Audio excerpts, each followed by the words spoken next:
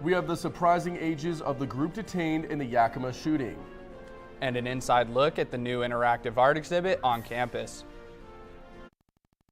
From the Northwest Public Broadcasting Studios on the campus of Washington State University, this is Murrow News 8.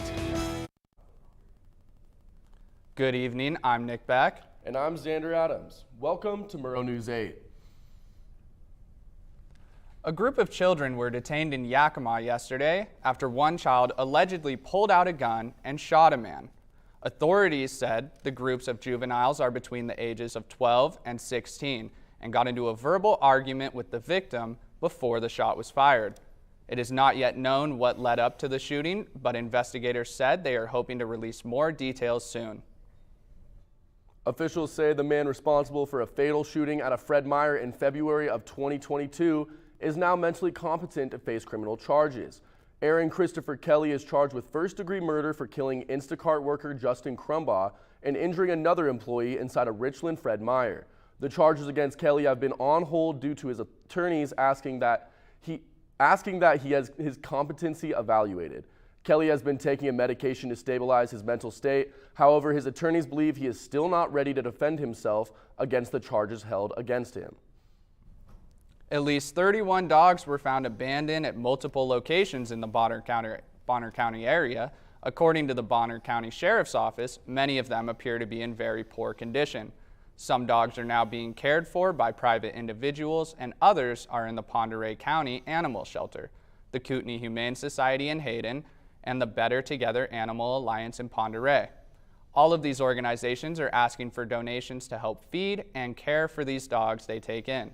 For more information or to donate, go to mightycause.com/story/BTAA. And with an inside look at a limited event on campus, we sent out reporter Danny Flynn to see what's happening.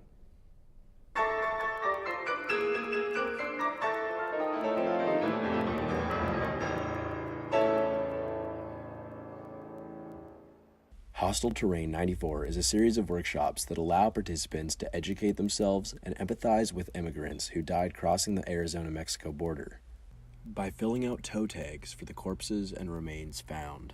To me, this sitting here and filling out these cards, it's really, well, you experience how quiet we were all sitting here, right, filling out the cards, and because it's a really sobering experience. Some of them are even infants and toddlers, right? While morbid, Carmen Lugo, the director of the School of Language, Culture, and Race, says it's important for those removed from the issue to still be aware. It does give you another dimension, right? Because for most folks, when they experience immigration in the U.S., it's through the media, it's through politicians talking about it, right? But it's not something that they really think through or think about the consequences. The filled out toe tags are then placed on a wall map in the Jordan Schnitzer Museum of Art at the coordinates the body was found. The exhibit is about 25% complete right now, but the goal is to have it completely finished by March 2nd when the project's founder Jason De Leon visits WSU. The city of Lewiston announced on Thursday that the boil order has been lifted. This news comes approximately 1 week after a reservoir fail was discovered in a portion of the city's water system. The city reports that modifications to the water system are in place, and the affected reservoir has been disconnected and drained of all remaining water. Policymakers and educators recently gathered at the U.S. Capitol to promote the American Teacher Act. If the bill passes, the federal government could create 4-year grants for states to enact.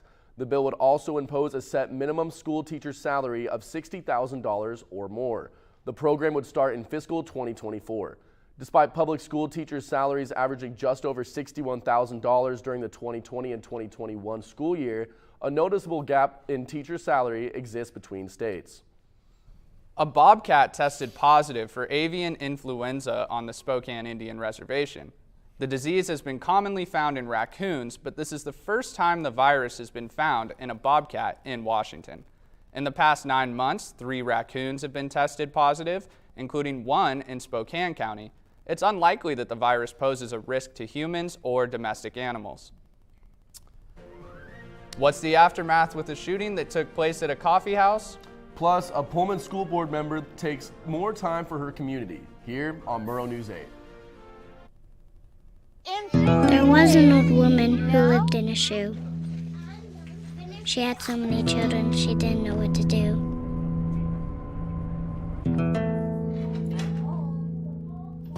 She gave them some broth without any bread and kissed them all soundly and put them to bed. Hunger is a story we can end. End it at feedingamerica.org.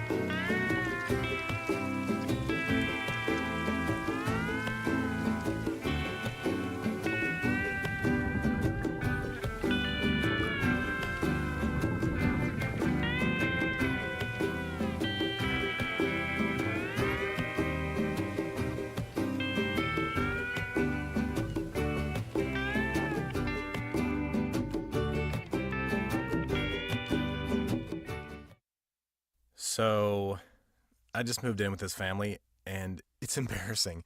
The little one, he likes to go outside and crawl around in the giant litter box. I don't know what he's doing.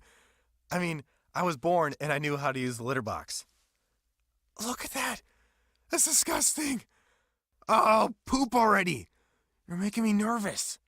Oh, okay, I can't look at this anymore. I really hope he grows out of this, for his sake. You may remember hearing about an active shooter situation at an apartment complex near south side of WSU campus last month. How have residents of the complex been affected by it since? Reporter Ariel Argel has the story. Back from winter break, many WSU students are excited to get back to their independent lives and homes, but not all of them share this feeling. Coming back made me very anxious and scared. Jaslyn Sanchigal is one of many residents living at the Coffee House Apartments. On December 15th of last year, there was a shooting there. The shooter had threatened to kill his roommates and everyone in the building, but was shot by a member of Whitman County's regional SWAT team during a standoff. As residents of the Coffee House Apartments return from break, many are faced with a difficult situation.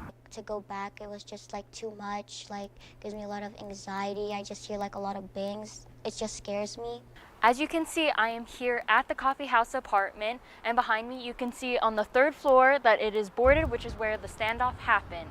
And that is only 2 floors above where Sanchigal was at the time. Currently, Sanchigal is in the process of getting out of her lease, reaching out to resources such as the Dean of Students. I tried to get in contact with them to see how they were helping students. However, the office had no openings due to the overwhelming amount of students who also needed help. I'm kind of just stuck in the lease right now, still trying to figure it out. Sanchigal is still paying for her rent every month, even though she no longer stays in her apartment. She says the only way she can get out of her lease is by getting deployed on active duty or by subleasing her apartment, which is unlikely due to what happened. I'm Ariel Argel with Murrow News 8. A man from New Jersey who killed 8 people with a truck in 2017 rampage in New York was convicted Thursday of federal crimes and could face the death penalty. Seyfulo Saipe bowed his head as he heard the verdict in a Manhattan courtroom a few blocks away from where the attack ended. Saipov was convicted on 28 counts of crimes, including murder in aid of racketeering and supporting a foreign terrorist organization. Jurors will return to court as soon as February 6th to decide whether he should spend the rest of his life in prison or be executed. Memphis Police Department officials said body camera footage of the death of Tyre Nichols will be released today after 4 p.m. Pacific Standard Time. Nichols died on January 10th from injuries received from 5 officers during a traffic stop.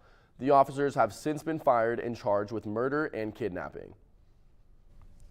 Vaccination rates for kindergarten students dropped in all except 3 counties in Washington state, with Franklin County having the most vaccinations at 96%. Immunization rates for kindergarten students dropped for the first time in 2 years, despite vaccinations being free for students until they turn 18 years old. Immunization rates for kindergartners fell in 36 of the 39 counties statewide. Following the declines, there is a concern that diseases can reemerge. A bill proposed by Washington State Representative April Connors would prohibit wind turbines from having continuously blinking red lights at night. Some states already require aircraft detection lighting systems that only light up when low-flying aircraft are near. Wind farms in Washington will be required to install aircraft detection systems meeting Federal Aviation Administration standards by 2026. Deaconess Hospital in Spokane introduced Moxie, a new robot assistant to help nurses and other hospital staff with duties around the hospital. Moxie mainly delivers medications and lab work, allowing healthcare workers to spend more time assisting patients' necessities. Moxie does not interact with patients, but the hospital hopes this strategy brings a boost to the care patients get. Pullman School Board member Susan Weed is stepping down after 17 years of service in the system.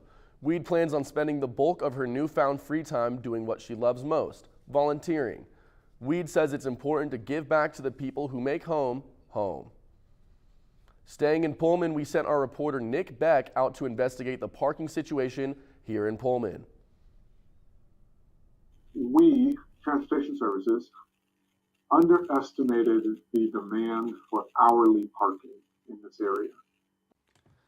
Parking continues to be an issue for students and faculty at Washington State, between students battling for parking spots and permit pass buyers feeling scammed. There is no surprise people are frustrated. Most of these parking issues and complaints can be attributed to the Green 3 lots. This is due to their accessibility to major locations on campus, making these lots a hotspot for students. Well, I'm here right now at the infamous Green 3 lots on campus, and the biggest issue with these lots is they're right next to the core engineering buildings, the communications department, and also the Spark building on campus, which holds many different majors and classes. So right now what we're gonna do is we're gonna go walk around and see if any students are willing to talk to us about this issue. While walking through the lot, I was able to speak with Ryan Luters, who is a junior here at WSU and has to deal with the struggles of campus parking on a daily basis. I just think it's a really big problem that they sell a lot more tickets than they do spots, so it's been really crowded and it's hard to get in and out of class efficiently. Students are also struggling to make their classes on time with how long it takes them to find parking spots in the morning. It really sucks being even just a few minutes late, because then that can make me like even 8 minutes late to a class, which sucks walking in front of everybody. Assistant Transportation Director Cody Wilson explained that permit-paying students were having their spots taken by other students who either used pay to park or just parked illegally without purchasing a permit in the first place. So between the hourly at 100 and the people who either didn't pay or didn't have a permit, essentially didn't pay. Yeah, Xander, it's clear to see parking's an issue here at WSU. I mean, many students just have nowhere to park and end up being late for class, and there's just not much, really being done about it right now. I mean, I'm late for class at least once a week just trying to find parking, so it definitely is a bit of an issue. Yeah. Glaciers are melting.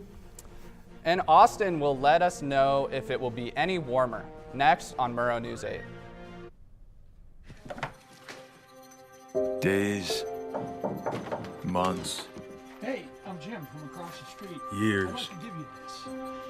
A lifetime can rush by without realizing what we're missing. But it doesn't have to be that way. We have a choice to take action. Visit maketheconnection.net to find out more.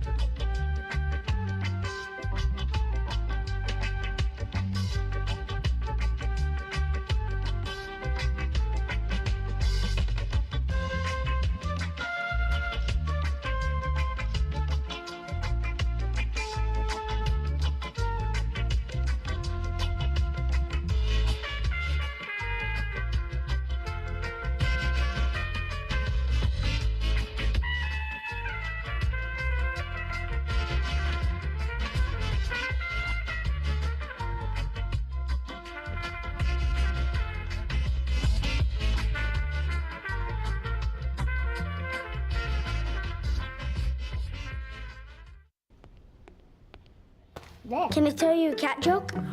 Just kidding. Why did the girl ask the mushroom to dance? Because he was a fun guy. What do you call a pig that knows karate? Pork chop.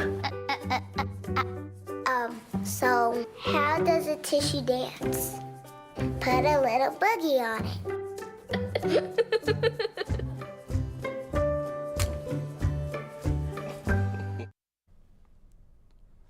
After a long battle with global warming, the largest glacier between the high peaks of Mount Rainier and Glacier Peak has melted away. For years, the Hinman Glacier graced the crest of the Washington Cascades, and it touched many people by keeping the Skokomish River cool and flowing each summer. So rest in precipitation, Hinman Glacier. You will be missed. Speaking of precipitation, Alfonso, am I going to need a poncho or is it going to get better? Yes, Sander, you will do. It's been raining all day and it's going to keep raining, as we can see. Our highest today is going to be 40 and the lowest 27. Our sunset is gonna set up at 4:44 p.m. and we have some winds coming west at 16 miles per hour. But hey, there's gonna be a chance of snow tonight, so you might wanna take a look at that. Let's go to tomorrow's forecast. So tomorrow, we're gonna have a high of 30 degrees, but look at this, we're gonna have a low of 8, so it's gonna be really cold. For those early birds, the sunrise is gonna be at 7:17 a.m. and the sunset is gonna be at 4:46 p.m. We're gonna have some 17 miles per hour wind coming through the east. So if you wanna go out tomorrow night, better get that puffy jacket on. So let's go to the state map real quick. So if you can see here at the west side, in Seattle, it's going to be raining. What a surprise for those guys, huh? The high is going to be at 48 and the low is going to be at 41. We can see in Olympia, it's going to be kind of the same weather. The high is going to be 50 and the lower 40, but there's not going to be rain. So let's go to central Washington real quick. Yakima has a high of 50 and a low of 30.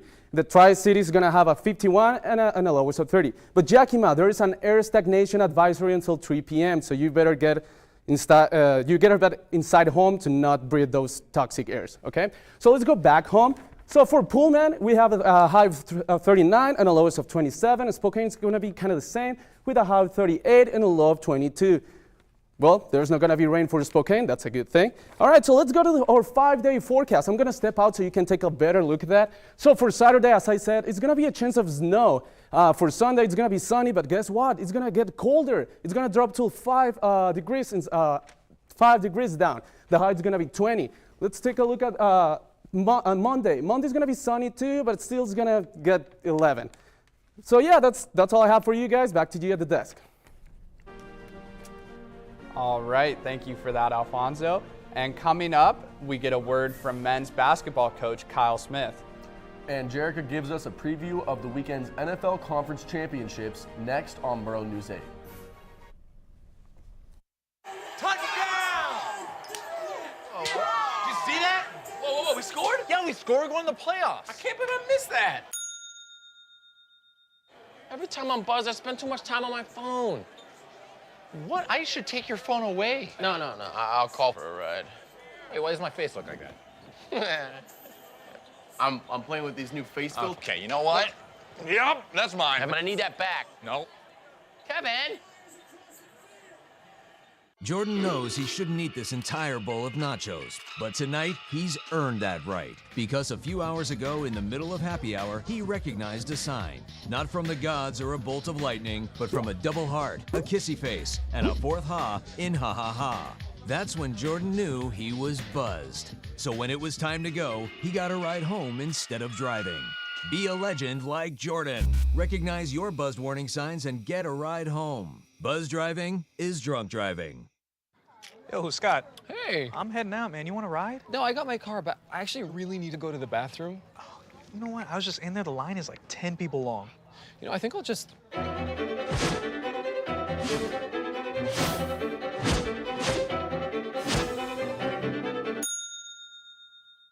Dude, are you okay?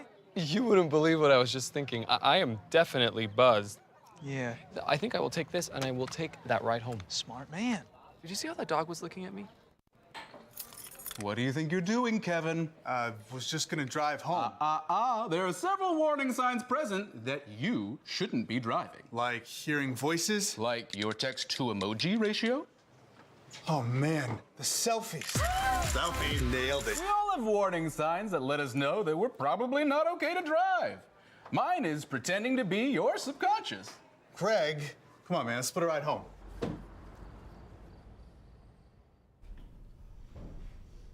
WSU men's basketball faced off last night versus number 6 Arizona Wildcats and put on a fight but fell short, losing 63-58. This was a hard game for WSU on offense, never able to take the lead. The Cougs were held to 32 points per 0.8 shooting. Combined second half scoring didn't reach double digits until 11:15 mark.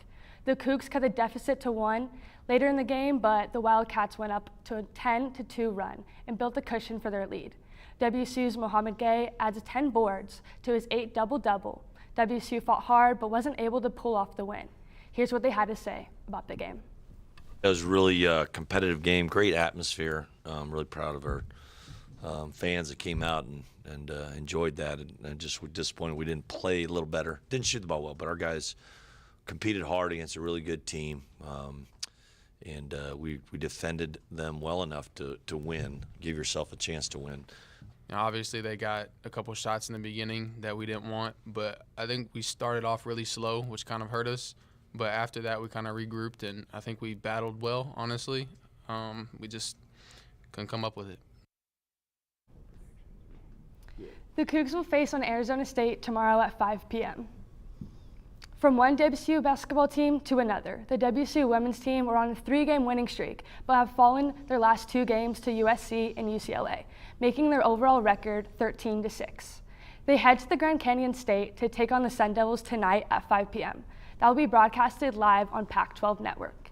Someone to look out for on WSU's Charlize Ledger-Walker, who heads into the weekend having scored double digits points in her last 16 games. Halfway through the season and multiple tournaments around the corner, Austin Peppers covers how the start of the season has been for the Cougs and what's ahead for the team. This team has had some highs and some lows this season. When it comes to the Washington State University women's basketball team, they are officially in the second half of the regular season. The Cougars are currently 13-6 on the season, while being 3-5 in conference play. The team seems to be happy with the way they are playing so far this year, but they know the road ahead is going to be tough for them. We're in a pretty good place, but, what's coming up is going to be tough as well. I think moving forward, we're in good shape to hopefully continue building. There's about a month left in the Cougars basketball season, which also includes the Pac-12 tournament and the NCAA March Madness tournament, or NIT tournament. So what else can we expect for the rest of the season? The Cougs are nearing the end of the season, currently sitting in 7th place in the Pac-12 standings. After this regular season, the Cougs could be looking at a good run for the NCAA March Madness tournament or the NIT tournament. Now heading to track and field and as well as cross country. Congratulations to the cross country and track and field teams. They earned the U.S. Track and Field and Cross Country Academic All Honors. Moving on, we have some exciting news for Cougar football fans. Head coach Jake Dickert signs a contract extension through 2027. Coach Dickert has gone 10-9 so far as the head coach and looks to bring more numbers in the winning column next season. From college football to pro, we have a huge weekend I'm super excited about for championship weekend. In the early window, we have the NFC Showdown as the San Francisco 49ers head to Philadelphia to take down the Eagles at 3 p.m. This is going to be a great matchup as both quarterbacks are undefeated in their last 7 games, and as well as the top 2 NFC sack leaders face off. In the late window, we have the rematch of the NFL fans have been waiting for. The hungry Cincinnati Bengals take on the revengeful Kansas City Chiefs at 6:30 p.m. on CBS. 3 of the 4 teams have competed in the last year's championship games. I'm super excited for this as well. I think it's going to be a great game, especially coming from the Bay Area. I'm a 49ers fan, so I think this will be fun. No more Levi's, so we're taking it to Philadelphia. What do you guys feel? I mean, as a Seahawks fan, I cannot endorse your Niners, and I also really want to see Joe Burrow go crazy for the Bengals. I think that'd be a fantastic game if he can show out and have a big performance. I agree. I am most excited for the Bengals-Chiefs game. Obviously, it's a big game, and we all want to see what happens. All right, so next up, what tasty treat can you enjoy today? Next on Murrow News 8. 1 in 3 adults has pre-diabetes. 1 in 3. That means it could be you, your favorite brother, your other brother, you, your football buddy, your football buddy, you, the boss, the boss's boss. If 1 in 3 adults has pre-diabetes, that means it could be you, your barber, your barber's barber. Nice work. Thanks. You, your plumber, Breathe right into your foot. your plumber's masseuse. Yes. You, your dog walker, On your left. your cat jogger.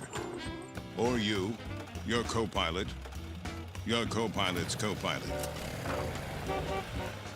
While 1 in 3 adults has prediabetes, with early diagnosis, prediabetes can be reversed. Take the risk test at doihaveprediabetes.org to know where you stand. Let me tell you about the toughest guy on earth. He does the work of 2 jobs, but only gets paid for 1. He's tough enough to feed the man that gave him a lifetime of nourishment. He has the crazy strength to lift the man that raised him up without even flinching. That's right. No employee of the month bonus check here. This guy, no, this warrior, will always be by his father's side, even if his dad will hardly remember. Good luck finding a gym to train for that. If this guy isn't the toughest guy on the planet, then I don't know who is. Caregiving is tougher than tough. Find the care guides you need at aarp.org/caregiving.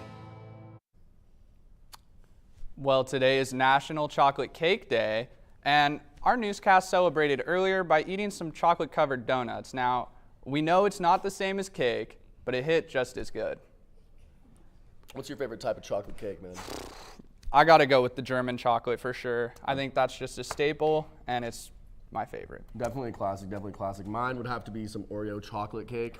Growing up, my birthday, every year, it would be either Oreo or an Oreo chocolate mix, and I cannot get enough of that stuff. It's delicious, Too man. good, too good. What about you, Jerica? I would say definitely mine's a lava cake with a little bit of ice cream. I think those are my favorite. All right, and thank you all for watching. If you missed anything, you can always watch us on our YouTube channel.